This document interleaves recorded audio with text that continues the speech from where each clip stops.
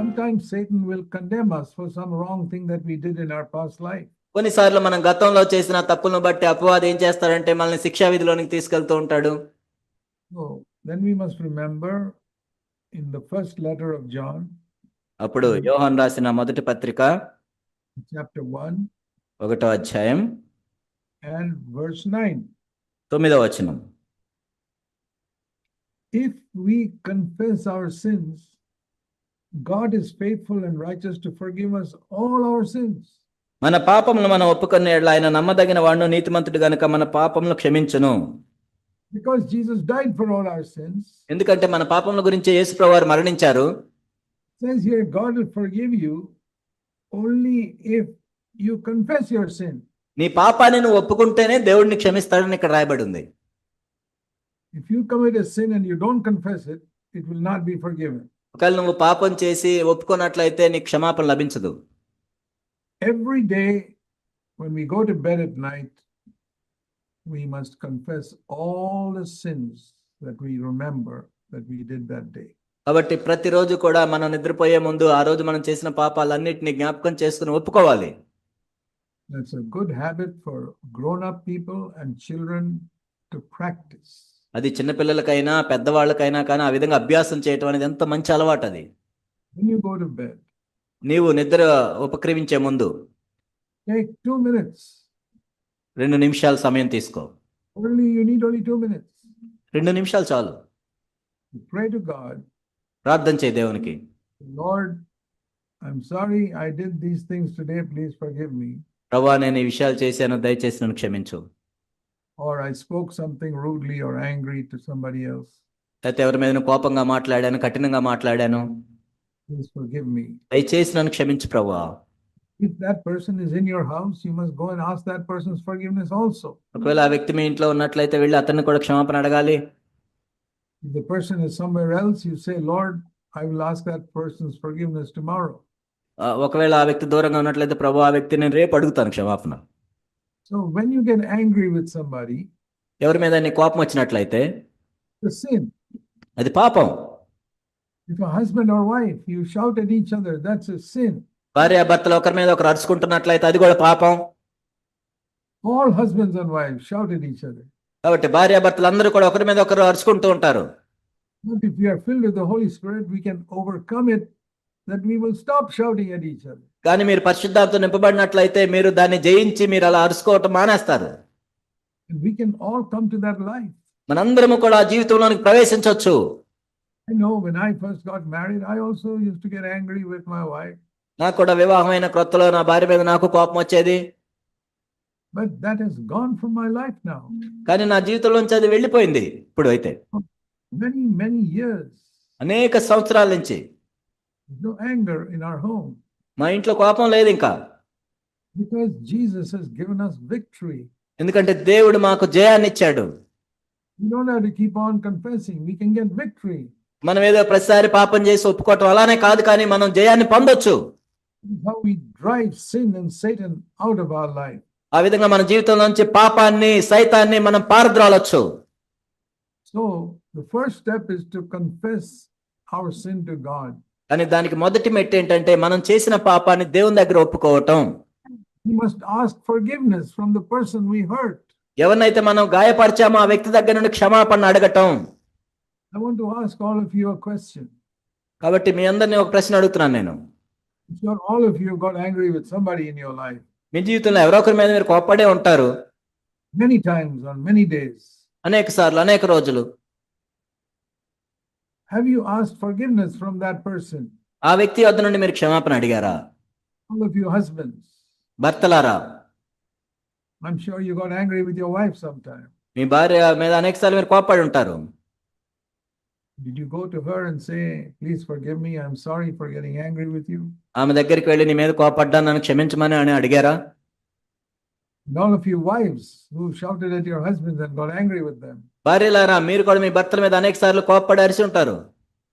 Have you gone to your husband and say, I'm sorry, please forgive me for getting angry? నీ భర్త దగ్గరికి వెళ్ళి నీ మీద కోపపడినందుకు నన్ను క్షమించని ఎప్పుడైనా క్షమాపణ అడిగావా?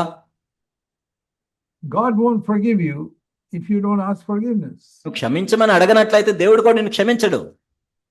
And when somebody asks forgiveness from you, you must forgive them completely. ఎవరైనా నిన్ను క్షమించమని అడిగినట్లయితే నువ్వు వెంటనే క్షమించాలి. And as Christians, we are dealing with a lot of non-Christians in the world. క్రైస్తవులంగా మనం అనేక మంది క్రైస్తవేతరులతో కూడా అనేక పనులు చేయాల్సి వస్తుంటుంది. The non-Christians don't believe in asking for forgiveness. కాబట్టి క్రైస్తవేతరులు నేను క్షమాపణ అడగాలి అనేది వాళ్ళకు ఉండదు. So somebody in your office or somebody in some other place gets angry with you, they're not going to ask you for forgiveness. మీ ఆఫీస్లోనో మరొక చోట ఎవరైనా నీ మీద కోపడినట్లయితే వాళ్ళు ఏమొచ్చి నేను క్షమాపణ అడగరు. But you must forgive them. కానీ నువ్వు క్షమించాలి. We don't have to wait for somebody to ask forgiveness from us. We forgive them automatically. కాబట్టి వాళ్ళు ఏదో క్షమాపణ అడగలేదని నువ్వు క్షమించకుండా ఉండకూడదు, నువ్వు వెంటనే క్షమించాలి. Why do we forgive others? మరి ఎందుకు మనం క్షమించాలి? Because God has forgiven us so much. ఎందుకంటే దేవుడు మనల్ని ఎంతగానో క్షమించాడు.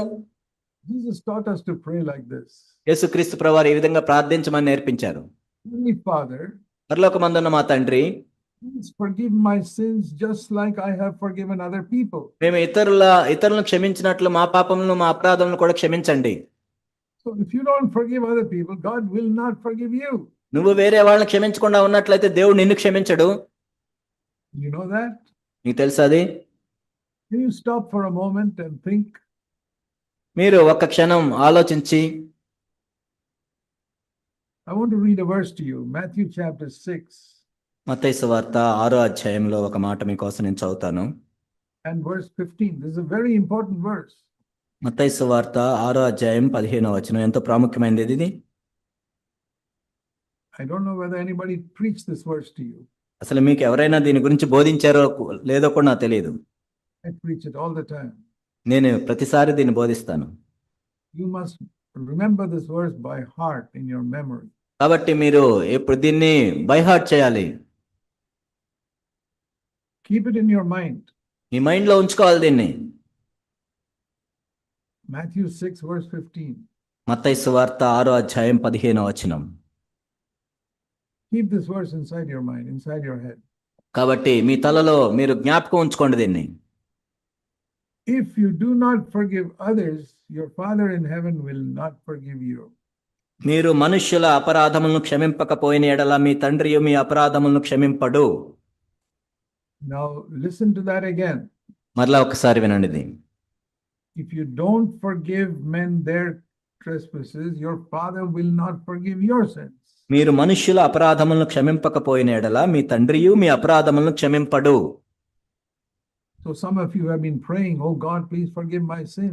మీలో కొంతమంది ప్రార్థన చేస్తున్నారు, దేవా నా పాపాలను క్షమించమని. But the Lord says, you have not forgiven somebody. కానీ ప్రభు ఏం చెప్తాడంటే, మరి నువ్వు ఫలానా వాళ్ళని క్షమించలేదు కదా అని అడుగుతున్నాడు. You have not forgiven your husband. You have not forgiven your wife. నీ భర్త నువ్వు క్షమించలేదు, నీ భార్యను నువ్వు క్షమించలేదు, You have not forgiven your neighbor. నీ పొరుగు వాళ్ళను నువ్వు క్షమించలేదు, You have not forgiven your mother-in-law. మీ అత్తగారిని నువ్వు క్షమించలేదు, You have not forgiven your neighbor and your friend, your people, your boss in the office. ఆఫీసులో మీ యజమాని నువ్వు క్షమించలేదు. There are people you have not forgiven. కాబట్టి కొంతమంది ఉన్నారు నువ్వు క్షమించకుండా ఉన్నవాళ్ళు. Then according to this verse, God cannot forgive you. ఈ వచనం ప్రకారం దేవుడు నిన్ను కూడా క్షమించడు. And that is how we remain defeated by Satan in this world. అందువల్ల ఈ లోకంలో సాతాను చేత మనం ఓడించబడుతూ ఉంటాం. So it's very easy to overcome Satan. కాబట్టి సాతాన్ని జయించడం ఎంతో సులభం నిజానికి. Resist him in the name of Jesus. యేసు నామములో ఎదిరించొచ్చు. But if you have not forgiven somebody, the devil will laugh at you and say, you can't drive me away like that. కానీ వేరే వాళ్ళను క్షమించకుండా ఉన్నట్లయితే అపవాది నిన్ను చూసి నవ్వుతాడు, నువ్వా నన్ను ఎదిరించేది అంటాడు.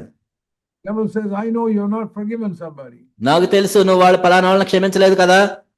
So you have no power over me. నా మీద నీకు ఎటువంటి శక్తి లేదు ఇంకా. You can use the name of Jesus if you like, but the devil will not run away from you. నీ ఇష్టం వచ్చినట్టు నువ్వు యేసు నామం ఉపయోగించుకోవచ్చు, కానీ అపవాది నీ ఎదురుని పారిపోడు. So my dear brothers and sisters, నా ప్రియ సహోదరి సహోదరులారా, forgiving others is a very, very important thing we have to do if we want to overcome Satan. మనం సాతాన్ని జయించాలంటే వేరే వాళ్ళను క్షమించటం అనేది ఎంతో ఎంతో ప్రాముఖ్యమైన విషయం.